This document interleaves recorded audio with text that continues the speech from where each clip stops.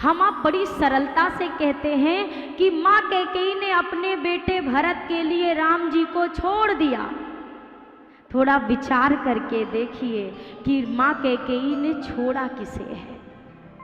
माँ कैकेयी और राम जी तो कभी अलग हुए ही नहीं हैं। सत्य ये नहीं है कि माँ कैकेयी ने भरत के लिए राम जी को छोड़ा। सत्य तो ये है कि माँ कैकेयी ने राम जी के लिए अपने पुत्र भरत का त्याग कर दिया। मैया कैकेयी एक दिन अयोध्या के अपने महल के राजद्वार पर बैठे हुए थे। राघव जी छोटे से थे। खेलते खेलते राघव जी आए, माँ कैकेयी की आंखें पीछे से आकर बंद कर ली। आवाज बदल कर बोले, मैया पहचान जरा मैं कौन हूं। माँ से भी क्या अपने संतान की खुशबू छुपती है क्या।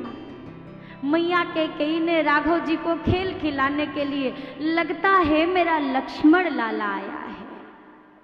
राम जी ने कहा, ना ना मैया, पहचान के तो बता मैं कौन हूं। लगता है मेरा शत्रुघ्न लाला आया है। राघव जी अब आंखों को छोड़कर जोर से आकर मैया की गोदी में कूद कर बैठे, ताली बजाकर हंसने लगे। मैया तू तो हार गई, मैं जीत गया। अब तू हारी है मैया, तो तुझे मुझे कुछ देना भी होगा। माँ कैकेयी ने कहा, राघव प्राण मांग लो। नहीं माँ, वो सब नहीं, तू इतना बता, तू मुझसे कितना प्रेम करती है। मैया कैकेयी की आंखें भर आईं। राघव ये भी क्या तुझे बताने की आवश्यकता है कि तेरी कैकेयी मैया तुझसे कितना प्रेम करती है। पुत्र, मैं तुझसे अपने प्राणों से ज्यादा प्रेम करती हूँ। मैया से राघव जी ने कहा, माँ तू हारी है, तुझसे कुछ मांगू तो देगी। मैया ने कहा, जो मांगो सब दूंगी। अब राघव जी ने गंभीर होकर कहा, माँ मांग तो लूंगा, पर देने से पहले थोड़ा विचार कर लेना मैया। मैं जो मांगूंगा ना माँ, हो सकता है उससे तुझे जीवन भर का कलंक लगेगा। अब बता तू देगी।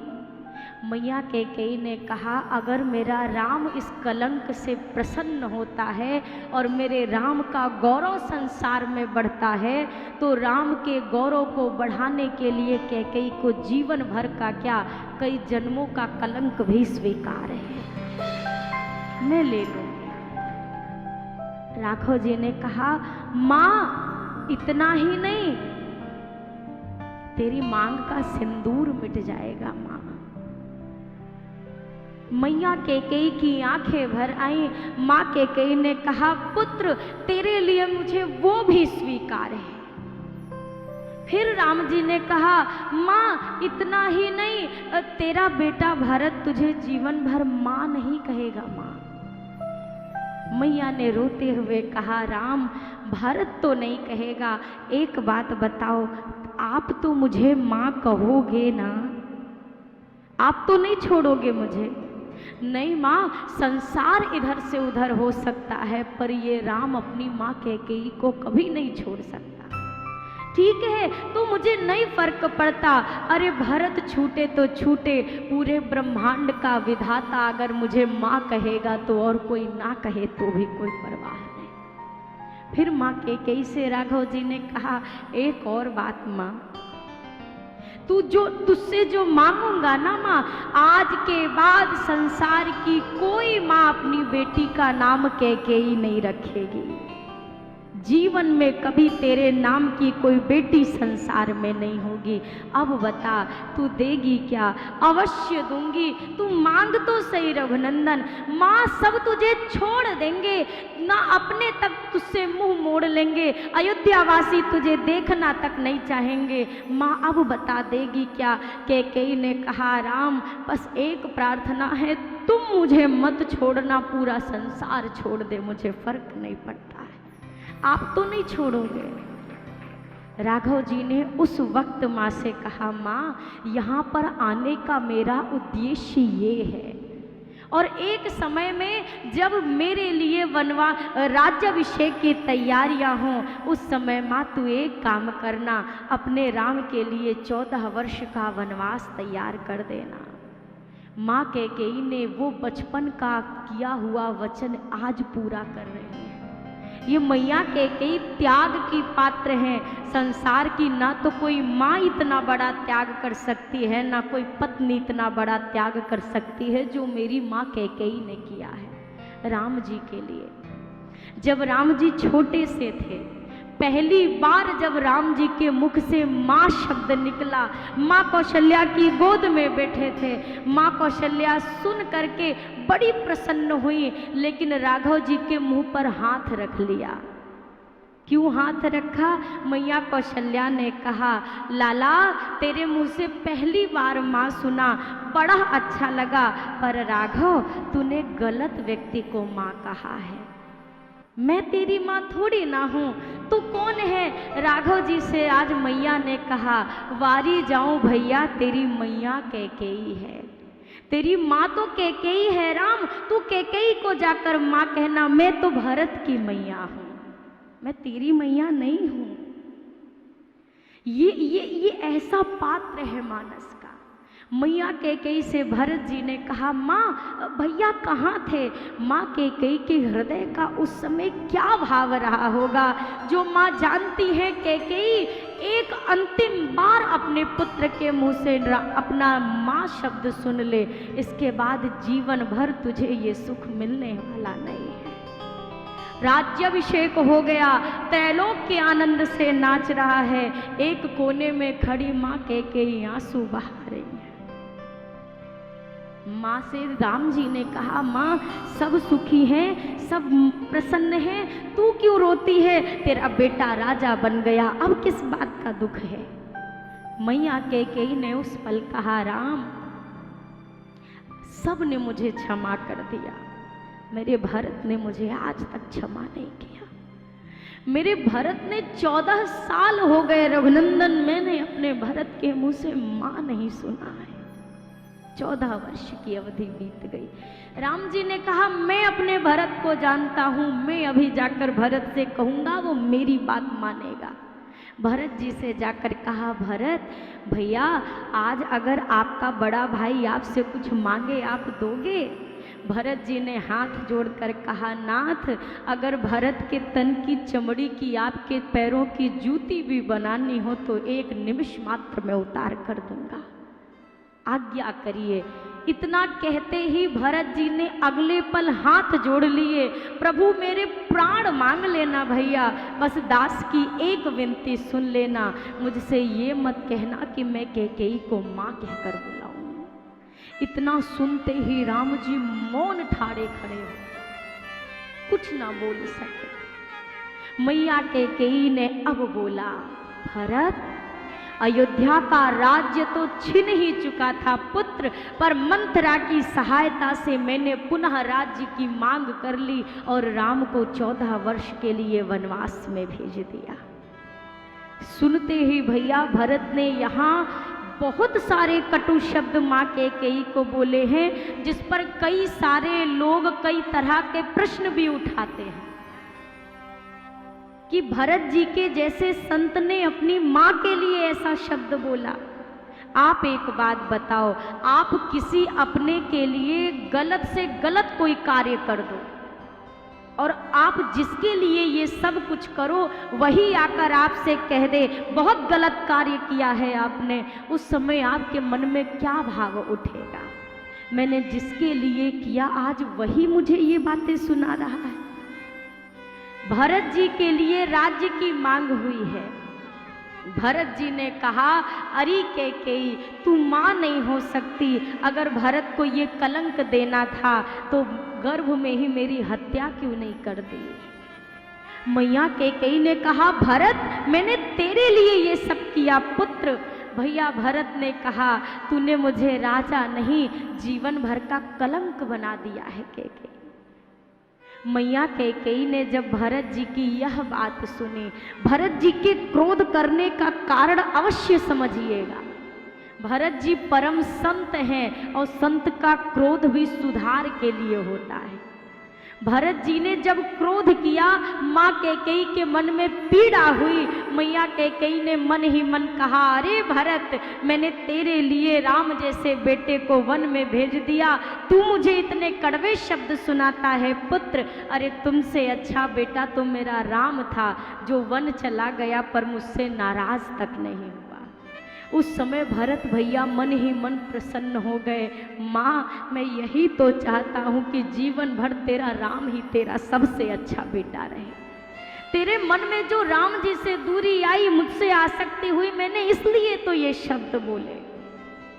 हमारे आपके सबके जीवन में अग्नि का बड़ा महत्व है, पर इस अग्नि से घर जलता है कि नहीं जलता, बताइए? जलता है, पर अग्नि से ही घर चलता भी है। आपके घर में अग्नि ना हो तो घर कैसे चले? पर अंतर देखिए, जब अग्नि चूल्हे के दायरे के भीतर होती है, घर को चलाने का कार्य करती है। दायरा तोड़कर बाहर निकल जाए तो वही अग्नि घर को जलाने का कार्य करती है। भरत जी का यह क्रोध, ये चूल्हे के भीतर की वो अग्नि है जो इस बिगड़े हुए माहौल को बनाने के लिए की गई है। भरत जी ने, शत्रुघ्न जी प्रहार कर रहे थे मंथरा पर। भरत जी ने कहा, शत्रुघ्न, किसी और से क्या शिकायत करना जब हमारे अपनों ने हमारे साथ छल कर दिया। ये तो गैर है शत्रुघ्न, इससे क्या उम्मीद करना। इससे तो हमने कभी आशा की भी नहीं कि ये कुछ अच्छा करे, पर जिससे आशा की थी आज उसने घात कर दिया शत्रुघ्न। अब यहाँ कोई नहीं है, चल हम अपनी माँ कौशल्या के पास चलते। माँ कौशल्या के महल में पहुंचे। जैसे कोई एक गौ माता शाम को चर कर लौटे और उधर बाड़े में बंधा हुआ बछड़ा आवाज लगाए, बछड़े की आवाज सुनते ही वो गौ माता जिस तीव्रता से दौड़ती हैं, द्वार पर खड़े खड़े भरत जी ने एक बार कहा, माँ, मैया कौशल्या की आंखें रो रो कर आंसुओं से भरी हैं। जब आंखों में आंसू होना तो साफ कुछ दिखाई नहीं देता। माँ दौड़ी है कि मेरा राम आ गया, पर शरीर में इतनी सामर्थ्य नहीं कि पहुंच पाती, मार्ग में ही मूर्छित होकर गिर पड़ी है। भरत जी पहुंचे, माँ को गोद में उठाकर आसन पे बिठाया और अब कौशल्या माँ की गोद में सर रखकर भरत जी बहुत रोए हैं। भरत जी ने कहा, माँ, सत्य कहता हूँ, जो भी कुछ कैकेयी ने किया माँ, सौगंध लेकर कहता हूँ, मेरा उसमें कोई भी योगदान नहीं है। मैंने कुछ नहीं किया माँ, मुझे नहीं पता कैकेयी ने क्यों मेरे लिए राज्य मांगा, मैं नहीं जानता ये स्थिति क्यों आई। मेरी बातों का विश्वास कर माँ, मेरा कोई दोष नहीं है। माँ, अगर मैंने मन से भी राम जी के लिए, भैया के वन के लिए या इस अयोध्या के राज्य की चाहत की हो भाई माँ, तो जितने पाप हैं वो सब मैं अकेला भोगूं। जितने तरह के इस संसार में नरक बने हैं, जो भी नरक घोषित किए गए हैं, उन सभी नरकों को मैं अकेला भोगूं। माँ, मैं सत्य कहता हूँ, मैंने कुछ नहीं किया है।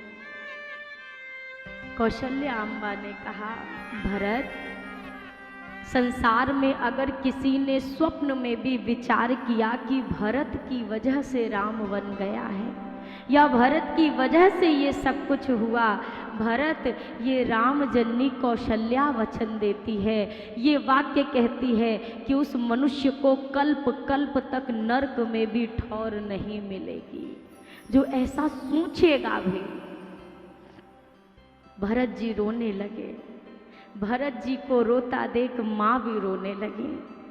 अब भरत जी ने स्वयं को संभाला और स्वयं को संभालते हुए मैया से कहते हैं, माँ, अब क्यों रोती हो माँ, तेरा बेटा आ गया, अब किस बात की चिंता है तुझे माँ, तेरा भरत आया है, मैं सब ठीक कर दूंगा, तू चिंता मत कर। मैया कौशल्या कहती हैं, भरत, मुझे और कोई चिंता नहीं है पुत्र, मेरा राम मुझसे दूर है, मुझे इस बात की भी परवाह नहीं है। बस भरत कुछ चीजें हैं जो सोचकर मेरा हृदय कांप उठता है। जब मेरा राम अयोध्या में था ना भरत, मैं अपने हाथों से अपने राघव के वस्त्र पहनाती थी, सुंदर सुंदर वस्त्र तैयार करती थी। भरत, मेरा राम इस अयोध्या से केवल एक वस्त्र पहनकर निकला है। वो 14 वर्ष तक उस एक वस्त्र में रहेगा। भरत, वो कैसे रह पाएगा?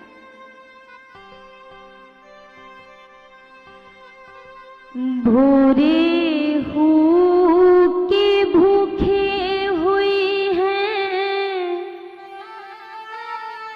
प्यासे मुख सूखे हुए हैं, चलत पग दुखे हुए हैं, जागे हुए हैं रात के,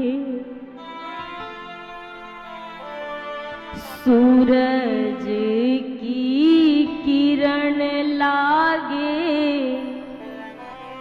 लाल कुम्हलाने हुई हैं, कंटक के लागे झगा फाट हुई हैं गात के, छोड़ के घरौना काहू तरु के तरौना तर,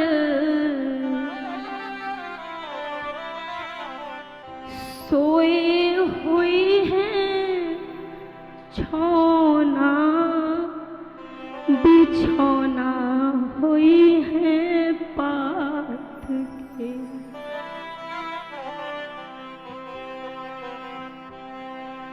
मां कौशल्या कहती हैं, पुत्र, मेरा राम एक वस्त्र पहनकर निकला है।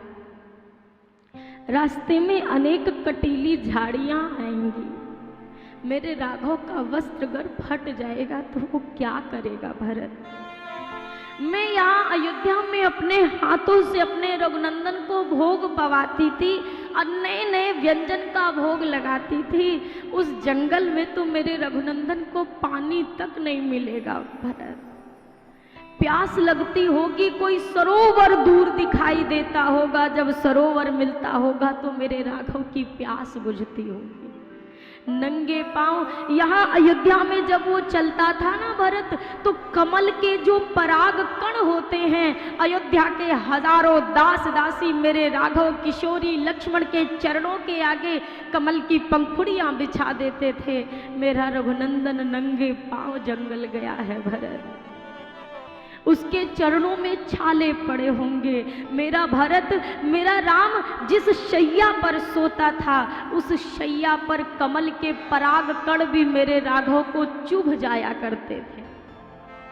आज रघुनंदन जंगल में है भरत, किसी पेड़ के नीचे घास फूस की शैया डालकर मेरा राम सोया होगा। भरत, बस उस दृश्य का स्मरण करती हूं तो मेरा मन धीरज नहीं धर पाता।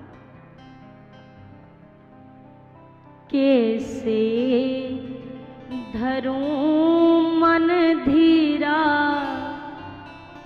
हमारे दोनों हीरा निकल गए।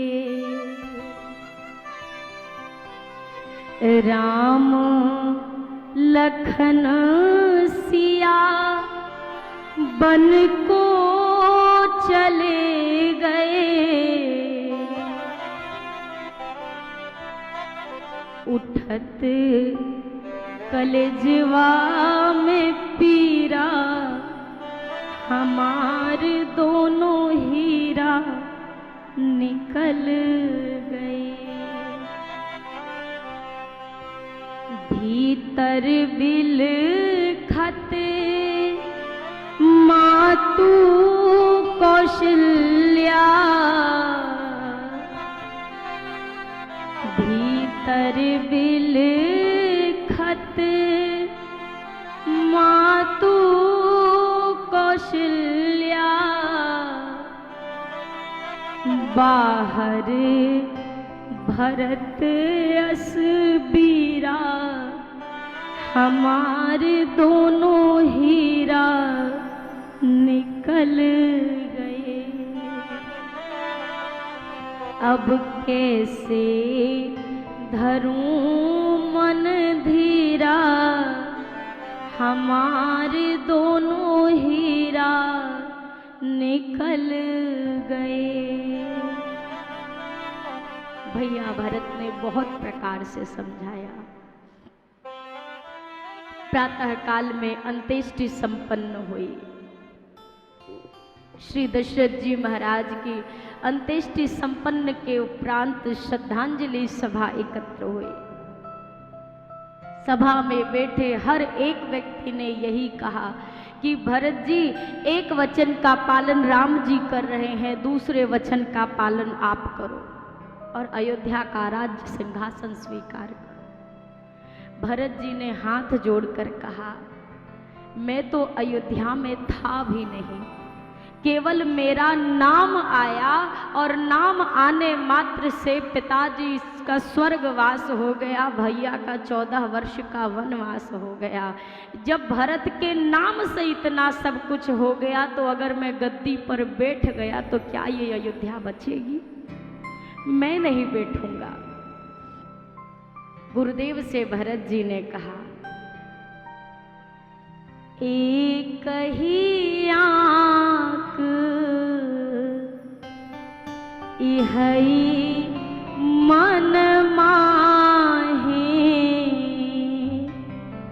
मैं प्रात काल चली हूँ प्रभु पाहे। एकमात्र अब मेरे हृदय की एक अभिलाषा, एक मनोरथ, एक कामना, मैं प्रातः काल ही जाऊंगा अपने भैया के पास। जिसको चलना हो वो चल सकता है, मैं नहीं रुकूंगा ये पक्का है। कौन साथ जाएगा ये उसकी मर्जी। भरत जी ने प्रातः काल संपत्ति सब रघुपति के आहे, अयोध्या की संपूर्ण संपत्ति की व्यवस्था योग्य हाथों में सौंप करके राघव जी वहां से, भरत जी वहां से राघव जी के लिए चले।